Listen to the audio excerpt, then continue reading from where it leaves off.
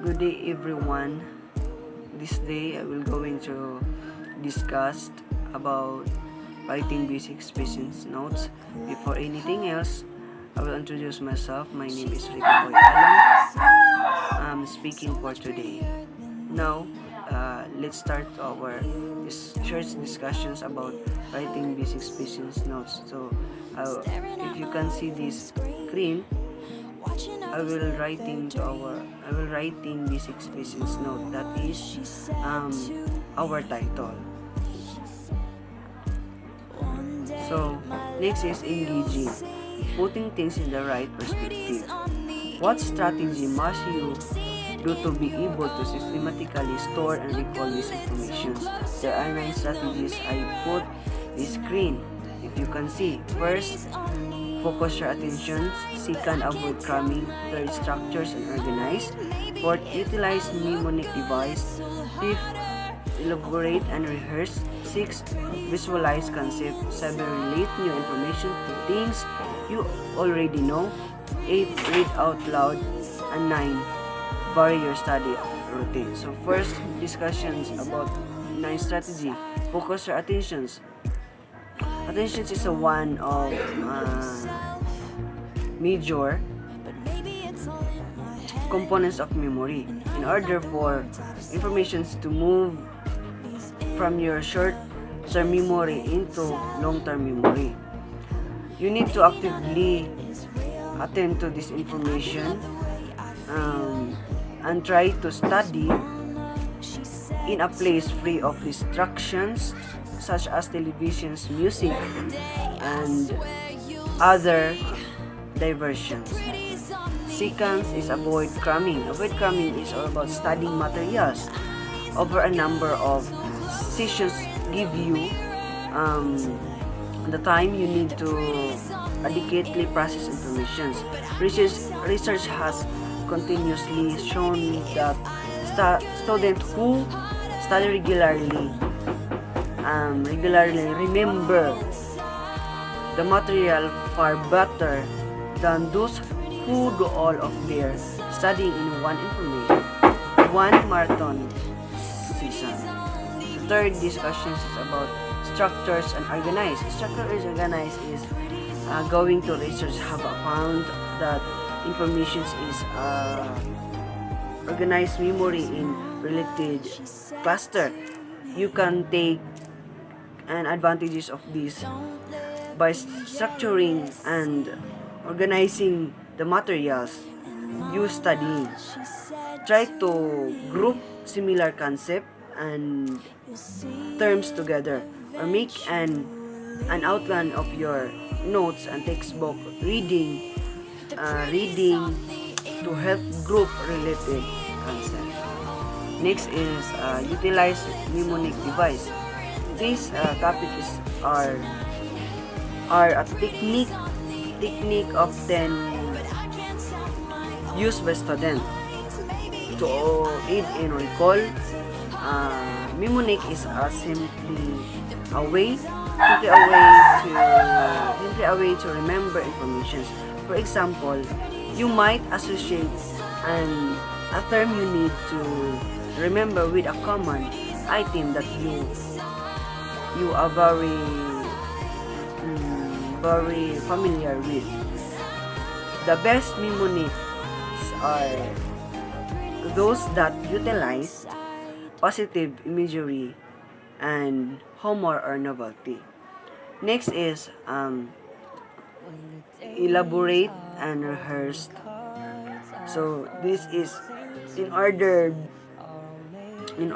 recall information, you need to encode what are studying into long-term memory. One of the most effective encoding technique is known as a elaborative rehearsal. Next is visual concepts. Our visual concepts, many people benefits greatly from visualize that information. They study. Pay attention to the photographs, charts, others graphics in your text box. If you don't have visual concept, or visual cues to help try creating your own. Draw your charts or figures in the margins of your notes, or using highlighters or pins in different colors to group or related ideas in your writing study materials. So next is relate new information to things you already know. So what is it? When you are studying unfamiliar material, take the time to think about how this information relates to what you already know. Next is read out loud. So our read out loud is, according to Google, research published in 2017 suggests the reading materials is out loud significantly improves your memory of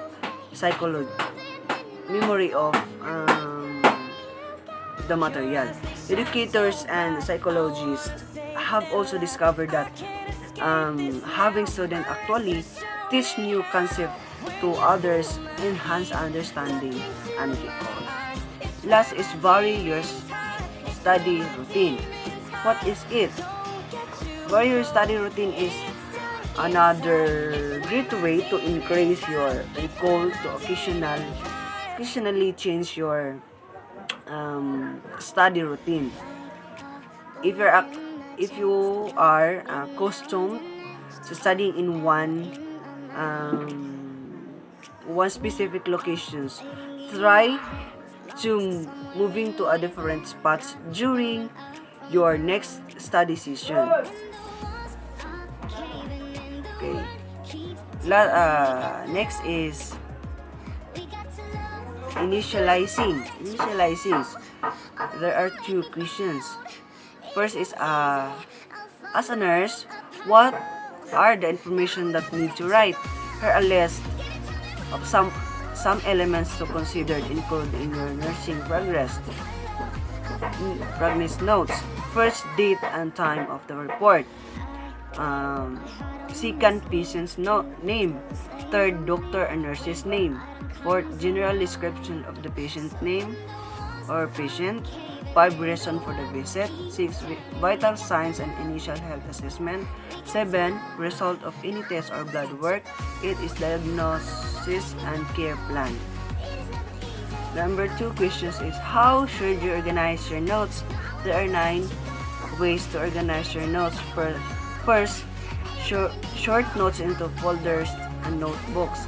Second, create a table of contents. Third, choose the note-taking method. Fourth, create a cross-consonant note-taking process. Fifth, summarize your notes. Sixth, consider using a note-taking app. 7, make your notes easier to search. And last, utilize flashcards. Next is concept grounding. Click this link and enjoy watching. Next is remember, patient's notes record the assessment of the patient's conditions before, during, after the treatment. These notes can be classified as 3: initial notes, interim notes, and discharge notes. First is initial notes. Initial notes means that notes issued on the issue date and any notes issued and replacement thereof, but not including any exchange notes issued in an exchange therefore. Second, interim notes. What is it? Interim notes means a promissory note dated as at the date of closing the face amount provided in sections 5.02 hereof issued by the borrower to the order of the bank and evidencing the obligation to repay that interim loan. So you can see, I will put one example of interim notes. Third is discharge notes, the last. The purpose of the discharge notes document is to summarize and present our clients' progress toward goals, status as discharge, and future plans for self-management. Next is SOAP format. SOAP format is one way of organizing patient's notes. First, subjective. First heading of the self-note determinations under this heading comes from the subjective experience, personal views or feelings or opinions of someone close to them. Next is objective. This documents the objective data from the patient's encounter. And this includes vital signs, physical exam findings, imaging results, laboratory data, other diagnostic data, recognitions, and review of documentations of other clinicians. Next is assessment. Assessment is these actions document the synthesis of subjective objective evidence to arrive at a diagnosis. This is the assessment of the patient's status through analysis of problem, possible interactions of the problems, and change and the status of the problem's elements include the following. Next is plan. This section details the need for additional testing and consultations with other clinicians to address the patient's illnesses. It also addresses any additional step being taken to treat patient restrictions, help for sure physicians understand what needs to be done next. For example, state which testing is needed and durational for choosing each test for resolved diagnostic abilities. Therapy needs medications, patients education counseling. So that's be all. Thank you.